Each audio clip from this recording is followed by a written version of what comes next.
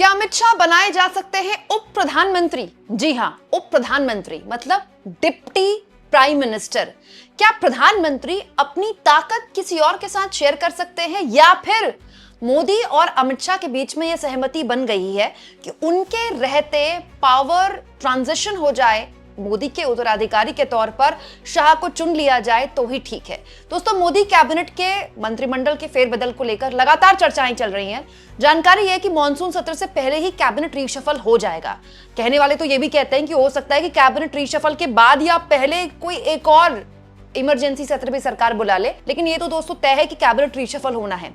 इस बीच कुछ खबरें चल रही हैं सोशल मीडिया में और राजनीतिक गलियारों में। चर्चा है कि दरअसल अमित शाह का प्रमोशन हो सकता है। तो दोस्तों, बड़ा सवाल है कि गृहमंत्री के तौर पर तो अमित शाह पहले ही विराजमान है, तो भाई जब गृहमंत्री अमित शाह हैं, ऑलरेडी वो नंबर 2 की स्थिति में हैं पार्टी में। वो कितने ताकतवर है मुझे आपको बताने की जरूरत नहीं, बीजेपी का असली चाणक्य किसे कहा जाता है। तो अब इससे ज्यादा प्रमोशन क्या होगा? दरअसल दोस्तों, नवभारत टाइम्स में खबर चल रही है कि अमित शाह का प्रमोशन डिप्टी प्रधानमंत्री, डिप्टी प्राइम मिनिस्टर के तौर पर किया जा सकता है। तो क्या वाकई में ये पॉसिबल है? और अगर अमित शाह को डिप्टी पीएम बनाया जाएगा तो नायडू और नीतीश कुमार क्या करेंगे? खास तौर पर नायडू। देखिए, ये चर्चाएं नवभारत टाइम्स की इस खबर के बाद चली हैं कि अमित शाह का जो रोल है वो गृहमंत्री से बड़ा होने वाला है। ऐसा हो सकता है कि अमित शाह को सीधे डिप्टी पीएम बना दिया जाए। इसके पीछे बहुत सारी वजह हैं दोस्तों। सब जानते हैं कि 2029 के लोकसभा चुनावों का जो पूरा केंद्र है वो मोदी ही रहने वाले हैं। मोदी उन नेताओं में से नहीं है जो अपनी कुर्सी किसी और को सौंप दे। लेकिन ये भी सब जानते हैं कि मोदी का उत्तराधिकारी कौन, इसको लेकर तमाम तरह की चर्चाएं पार्टी के अंदर भी चल रही हैं, आरएसएस के अंदर भी चल रही हैं। और इस बीच बहुत सी चीजें हुई हैं। जैसे कुछ दिन पहले खबर आई कि जो देवेंद्र फडणवीस हैं, जो कि ब्लू आइड बॉय हैं आरएसएस के, महाराष्ट्र के मुख्यमंत्री, उनको लेकर चर्चा थी कि आरएसएस ने कहा है कि उनको पार्लियामेंट्री बोर्ड में जगह मिले। अभी तक वो पार्लियामेंट्री बोर्ड के मेंबर नहीं है, इनफैक्ट कोई भी सीएम नहीं है। ये करके आरएसएस एक तरह से उत्तराधिकारी तय कर रहा है मोदी का। दूसरा, योगी आदित्यनाथ, उनके बीच और अमित शाह के बीच के किस तरह के संबंध है और योगी आदित्यनाथ कि क्या महत्वाकांक्षाएं हैं वो भी मुझे आपको बताने की जरूरत नहीं है। इस बीच जो भी इस तरह की कल्ट इमेज वाला नेता होता है ना, मतलब मोदी जैसा नेता, मोदी का इमेज और उनका नाम इतना बड़ा हो चुका है ना देश में, तो इस तरह के नेता हमेशा चाहते हैं कि उनके रहते उत्तराधिकारी तय हो जाए, उनके बाद कोई उत्तराधिकारी मतलब कोई किसी तरह की दिक्कत पैदा ना हो, मतलब ऐसा कोई नाम ना आ जाए अचानक से जो उनके लिए खतरा पैदा हो जाएगा। और आसान भाषा में अगर मैं आपको समझाऊं तो ऐसी चर्चाएं भी चलती हैं कि मोदी अपने सत्ता में रहते चाहेंगे कि अमित शाह को डिप्टी पीएम बना दिया जाए। तो क्या ऐसा हो सकता है? भाई नवभारत टाइम्स के अपने गणित हो सकते हैं, अपनी खबरें हो सकती हैं। हर जो अखबार है, वो पत्रकार जो हैं वो स्वतंत्र हैं अपनी खबरों को लेकर। लेकिन दोस्तों, अगर ऐसा होता है तो ये अपने आप में मोदी का अपने पैर पे कुल्हाड़ी मारने जैसा होगा, क्योंकि अगर अमित शाह को डिप्टी पीएम बनाया गया तो पूरा केंद्र जो है ना वो अमित शाह हो जाएंगे। और दोस्तों, क्या आपको लगता है मोदी अपने रहते ऐसा चाहें? इसमें कोई दो राय नहीं दोस्तों कि अमित शाह का रोल बहुत बड़ा है और वो रोल वैसे ही रहने वाला है। इसमें भी कोई दो राय नहीं कि बीजेपी को अगर चुनाव जिताता है कोई शख्स तो उसमें सबसे बड़ा रोल अमित शाह का ही है। लेकिन मोदी अपने रहते वो पावर क्यों शेयर करेंगे किसी के भी साथ, जो उन्होंने आज तक कभी नहीं की? दोस्तों, अमित शाह का रोल तो गुजरात में भी बहुत बड़ा था जब मोदी सीएम थे। अमित शाह तो तब भी गृहमंत्री थे वहां पर, तब भी उनका सीधा हाथ थे वो, और आज भी वही है। मतलब अमित शाह का रोल तो परछाई वाला है ना मोदी के साथ, लेकिन परछाई तो परछाई होती है। मोदी अपने रहते अपनी पार किसी और के साथ शेयर क्यों करेंगे? क्योंकि दोस्तों, जिस दिन ऐसा हुआ उस दिन अमित शाह न केवल बीजेपी का भविष्य बल्कि वर्तमान के तौर पर देखे जाने लगेंगे। दूसरा, ये आरएसएस को सीधी चुनौती होगी, और इस वक्त किसी भी हाल में मोदी इस स्थिति में तो कम से कम नहीं है कि वो आरएसएस को डायरेक्ट चुनौती दे सके। इसके अलावा दोस्तों, मोदी के जो पार्टी के अंदर विरोधी हैं, जो कि काफी हैं, वो एकजुट हो जाएंगे। देखिए, सबके अपनी अपनी महत्वाकांक्षाएं होती हैं। पार्टी के अंदर भी बहुत सारे लोग होंगे जो डार्क हॉर्स बनने की उम्मीद कर रहे होंगे। आरएसएस के बहुत सारे लोग होंगे, इनफैक्ट बहुत से ऐसे लोग होंगे जिन पर आरएसएस नजर बनाए हुए है कि भाई इनको आगे की गद्दी देनी है, इनको बड़ी जिम्मेदारियां देनी है। वो सब एकजुट हो जाएंगे जब आप खुद स्वघोषित कर देंगे कि मेरे बाद ये, क्योंकि भाई डिप्टी पीएम तो बहुत बड़ा पद है ना। एक जमाने में वाजपेयी जी ने आडवाणी जी के साथ वो सीट शेयर किया था, तो मोदी ना तो वाजपेयी है, ना अमित शाह आडवाणी है, और ना आरएसएस की स्थितियां वैसी है जैसी आज हो बीजेपी और आरएसएस के बीच। इसके अलावा दोस्तों अमित शाह, इसमें कोई दो राय नहीं कि बहुत बड़े रणनीतिकार हैं, लेकिन अमित शाह उतने बड़ा चेहरा नहीं है हिंदुत्व का जितना बड़ा चेहरा योगी आदित्यनाथ है।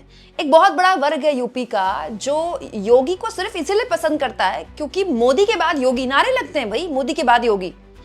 और इनफैक्ट केवल यूपी में नहीं, पूरे देश भर में लोग ये मानकर चलते हैं कि मोदी के बाद तो योगी ही हैं जो कुर्सी संभालेंगे। क्यों? क्योंकि वो जो हिंदुत्व का पूरा एक झंडा है वो जितनी मजबूती से मोदी उठाते हैं उससे ज्यादा मजबूती से योगी उठाते हैं। वो तो चलता फिरता हिंदुत्व है, तो उनको एक बहुत बड़ी ठेस पहुंचेगी, अरे ये क्या हो गया।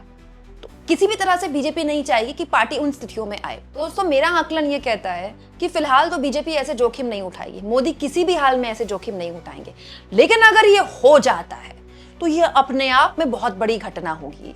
आपको क्या लगता है दोस्तों, क्या अमित शाह को वो इतना बड़ा पद देने का जोखिम मोदी उठा सकते हैं, तब जबकि इस तरह के पद पर उनके अपने सहयोगियों की भी नजर होगी।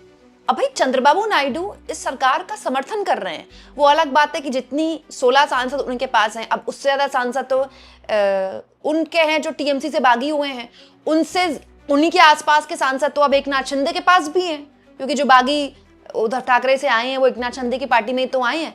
लेकिन भाई आपके अमूमन इस तरह की जो बड़े पद होते हैं वो आपके सहयोगी शेयर करते हैं, तो ना सहयोगियों को कुछ मिला।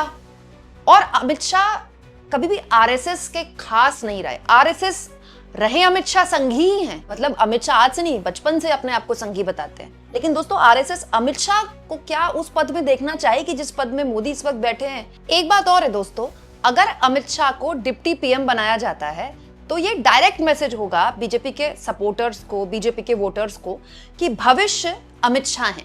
2029 के लोकसभा चुनाव में जो फेस होगा वो अमित शाह का होगा, इसमें कोई दो राय नहीं है। अमित शाह बहुत अच्छे रणनीतिकार है भाई, बीजेपी के चाणक्य है, लेकिन क्या उनका चेहरा इतना बड़ा है कि पैन इंडिया उनको वोट मिल जाए? मतलब पूरा देश के हर राज्य में क्या लोग उनके नाम से उनको जानते हैं? अब आप कहेंगे क्या बड़ी बात है, अमित शाह को कौन नहीं जानता होगा। बात जानने की नहीं है, क्या उनकी पहचान ऐसी है कि उनके नाम पर वोट पड़ जाए, ये एक इंपॉर्टेंट है। भाई मोदी को तो बच्चा बच्चा जानता है। भाई सुनील शेट्टी भी कहते हैं कि मोदी को मोदी जी बोलती हैं उनकी नातिन, उनकी पूजा करती है, उनको लड्डू खिलाती हैं। लेकिन क्या अमित शाह की कोई पूजा करता है? जिस तरह से मोदी का एक पूरा ऑरा है, अमित शाह उस ऑरे को बीट कर पाएंगे या फिर मोदी चाहते हैं कि अमित शाह वो ऑरा शेयर करें? बहुत सी ऐसी चीजें हैं, देखिए होने को कुछ भी हो सकता है। और जैसे कि बीजेपी के कवर करने वाले रिपोर्टर बार बार ये बात बोलते हैं, इतना बोलते हैं कि हमको रट चुकी है कि मोदी जी सरप्राइज करते हैं, मोदी जी सरप्राइज करते हैं। तो ऐसा हो भी सकता है भाई, लेकिन अगर ऐसा हो गया तो असली सरप्राइज तो आरएसएस को मिल जाएगा। यहाँ एक और चीज मैं आपको बताऊं, मैंने कुछ दिन पहले आपको एक खबर भी दिखाई थी कि कई गोटियां सेट हो रही हैं। मैंने आपको इस खबर के जरिए बताया था दोस्तों कि कैसे अमित शाह इस बात को सुनिश्चित कर रहे हैं कि बीजेपी हो ना हो, एनडीए मजबूत हो। नहीं तो आप सोचिए उद्धव ठाकरे की पार्टी के टूटे हुए सांसद बीजेपी में क्यों नहीं आए? जैसे आम आदमी पार्टी के साथ राघव चड्ढा सहित जो 7 सांसद आए वो बीजेपी में विलय कर गए ना, तो उद्धव ठाकरे वाली पार्टी के सांसद जो आए थे वो तो बीजेपी में आ जाते। भाई टीएमसी के जो सांसद थे 2/3 तो टूट ही गए थे ना, बीजेपी में आ जाते। वो क्यों एक नई पार्टी को ज्वाइन कर रहे हैं और एक नया घटक दल एनडीए को सपोर्ट कर रहा है? यहाँ क्यों एकनाथ शिंदे को मजबूत किया जा रहा है? क्यों? क्योंकि अगर बीजेपी के सांसद और बढ़ गए, बीजेपी पूर्ण बहुमत में आ जाएगी लोकसभा में, बीजेपी मजबूत, आरएसएस मजबूत, फिर वही होगा जो आरएसएस चाहेगा। लेकिन एनडीए मजबूत तो अमित शाह मजबूत। क्यों? क्योंकि एनडीए के जो सर्वमान्य नेता है, मोदी के बाद अगर कोई है तो वो अमित शाह है। सारी मीटिंग्स तो एनडीए की अमित शाह उसकी मौजूदगी में ही होती है। तो आप देखिए खेल कितने तगड़े हो रहे हैं अंदर खाने। इस एक खबर का सच होना झूठ होना अलग बात है, लेकिन ये एक खबर उड़ भी रही है ना, किसने उड़ाई, कैसे उड़ाई, इसमें किसको फायदा, किसको नुकसान है, किसको वार्निंग है, ये अपने आप में बड़ा दिलचस्प है। आपको क्या लगता है दोस्तों? कमेंट बॉक्स में जरूर लिखें और जितना हो सके दोस्तों चैनल को शेयर भी करें, सब्सक्राइब भी करें। और मेरी आप लोगों से बार बार गुजारिश होती है दोस्तों, थैंक्स और ज्वाइन, इन 2 ऑप्शंस का आप इस्तेमाल कर सकते हैं। इसके जरिए अगर आप चाहें तो आप मेरी पत्रकारिता को सपोर्ट कर सकते हैं।